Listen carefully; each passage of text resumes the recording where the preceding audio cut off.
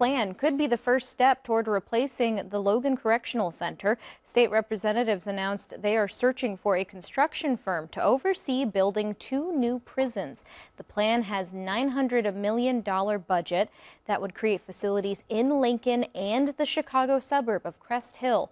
The proposed penitentiaries would offer mental health spaces and recreational services to inmates.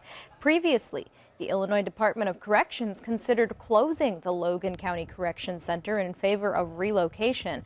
That was a decision that received backlash because it might have taken an economic toll on the city of Lincoln.